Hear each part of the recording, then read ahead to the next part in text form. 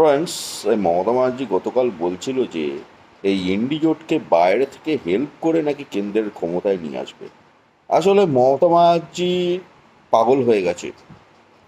Actually এই তৃণমূলের এখন চুরিচামারি করা বন্ধ হয়ে গেছে।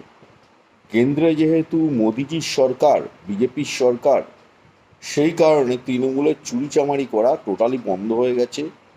এই চোরগুলো সব জেলবন্দি হয়ে যাচ্ছে। তাই মমতা ব্যানার্জির মাথা খারাপ হয়ে গেছে। এই 75% পাচ্ছে না, মমতা ব্যানার্জির কামাই বন্ধ হয়ে গেছে, ইনকাম বন্ধ হয়ে গেছে। রাজ্যবাসীর টাকা লুট করতে পারছে না, চুরি করতে পারছে না।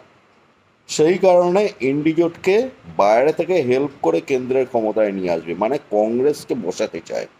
মমতা ব্যানার্জি কংগ্রেসকে কেন্দ্রে বসাতে চায়, যাতে করে মমতা ব্যানার্জি পশ্চিমবঙ্গে একদম স্বাধীনভাবে চুরিচামারি করতে পারে। কংগ্রেস এই তৃণমূলের বিরুদ্ধে কোনো অ্যাকশানই নেবে না। উল্টে এই কংগ্রেস তৃণমূল সবাই একসাথে মিলেমিশে দেশবাসীর টাকা লুট করবে, চুরিচামারি করবে, পশ্চিমবঙ্গবাসীর টাকা লুট করবে, চুরিচামারি করবে। এই তৃণমূল আর কংগ্রেস হচ্ছে জঙ্গিদের দল, চোরের দল। তাই এই দুটো পার্টির একদম অস্তিত্ব ডিলিট করে দাও, এই তৃণমূল আর কংগ্রেসের একদম অস্তিত্ব ডিলিট করে দাও ভারতবর্ষ থেকে। আর যেন নাম নিশান পর্যন্ত না থাকে এই দুটো পার্টির। এটা হচ্ছে বিষয়।